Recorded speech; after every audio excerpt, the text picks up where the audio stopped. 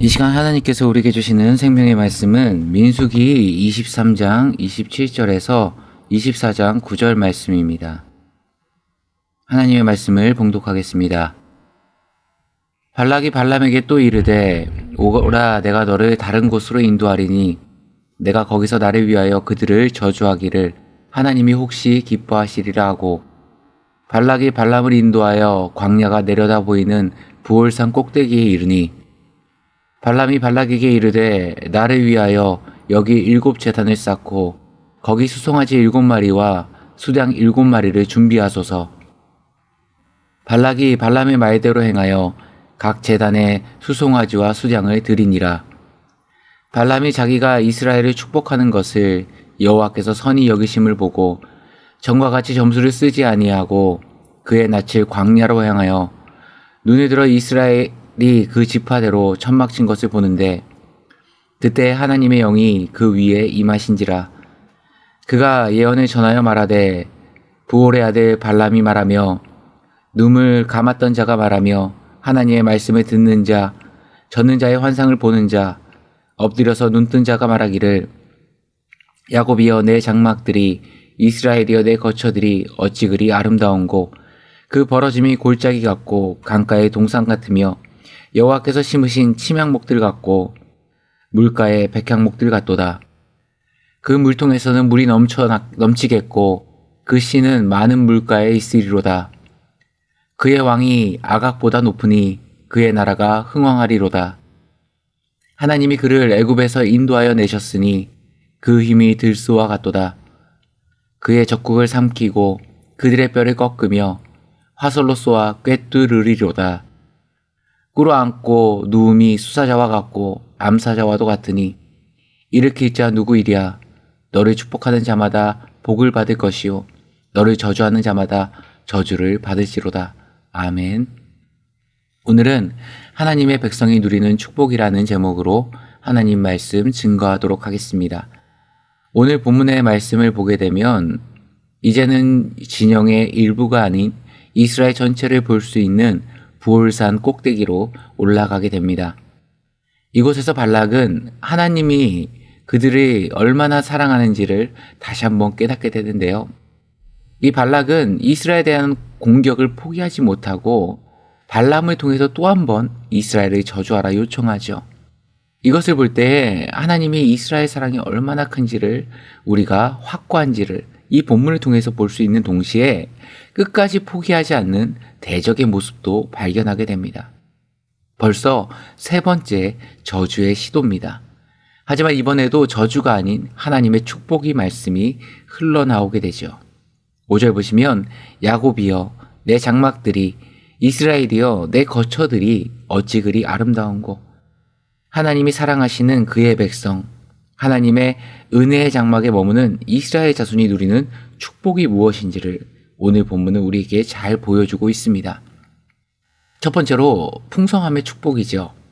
6절과 7절이 그 내용인데 이스라엘은 삼면이 바다인 우리나라와 달리 광야가 섞인 땅이기 때문에 물이 귀한 지역에서 살아갑니다.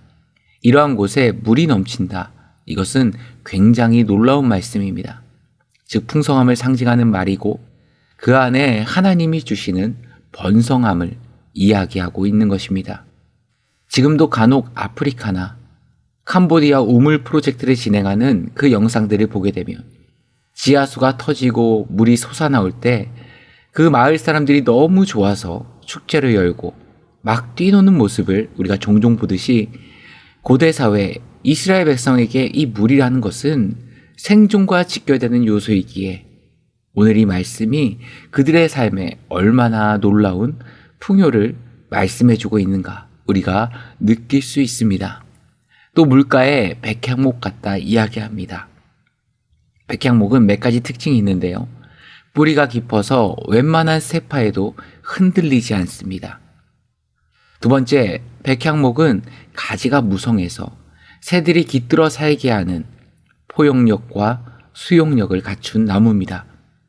셋째, 백향목은 좋은 향기를 드러내고 나무가 잘 썩지 않는다라는 특징을 가지고 있습니다. 그래서 흔히 백향목을 나무 중에 왕이라고 부릅니다. 이런 백향목과 같이 높이시고 풍요롭게 하시며 세상 가운데 아름다운 향기를 공급하시는 존재로 세워주신다는 것입니다.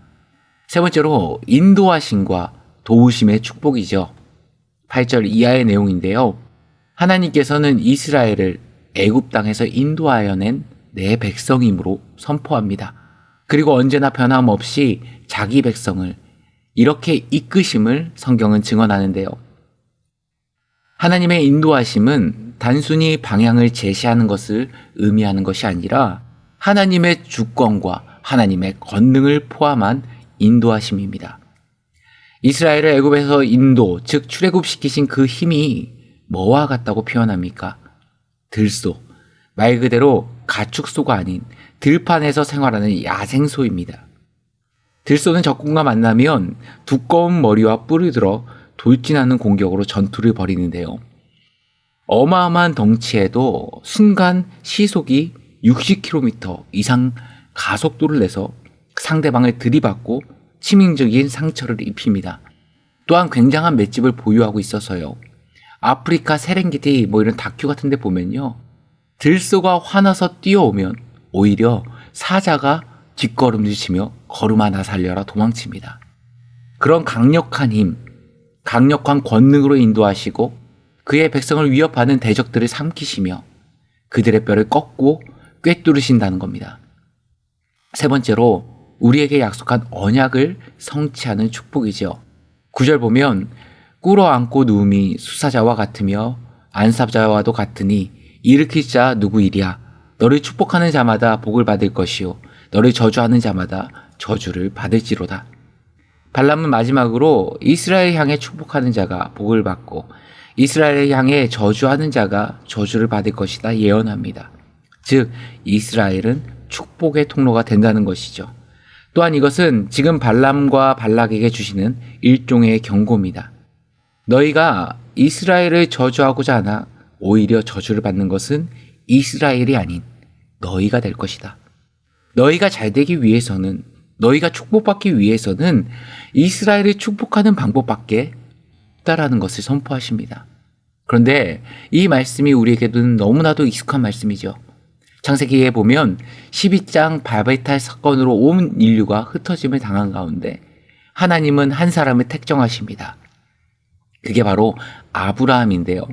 하나님은 아브라함을 택하사 하나님 나라, 제사장 나라의 민족으로 세울 것을 약속하시며 한 가지 언약을 주시죠. 창세기 12장 1절에서 3절인데요. 여호와께서 아브라함에게 이르시되 너는 너의 고향과 친척과 아버지의 집을 떠나 내가 내게 보여줄 땅으로 가라. 내가 너로 큰 민족을 이루고 내게 복을 주어 내 이름을 창대하게 하리니 너는 복이 될지라. 너를 축복하는 자에게는 내가 복을 내리고 너를 저주하는 자에게는 내가 저주하리니 땅의 모든 족속이 너로 말미암아 복을 얻을 것이라 하신지라. 아브라함에게 너를 통해 민족을 이룰 것이고 복의 근원이 될 것이다 약속하시죠.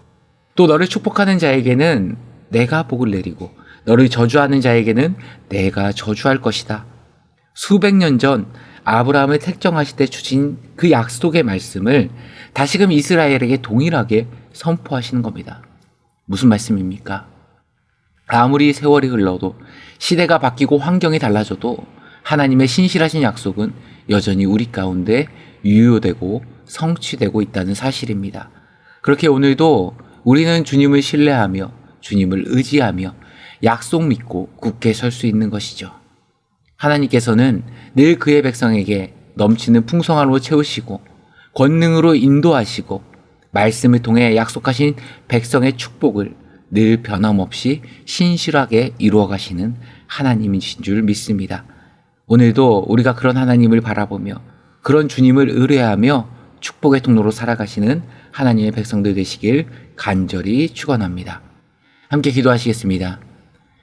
참 좋으신 하나님 아버지 감사합니다. 오늘 발람의 저주를 축복으로 바꾸시고 그 축복을 통해서 하나님께서 우리를 향하신 그 놀라운 은혜와 사랑이 무엇인지를 돌아보았습니다.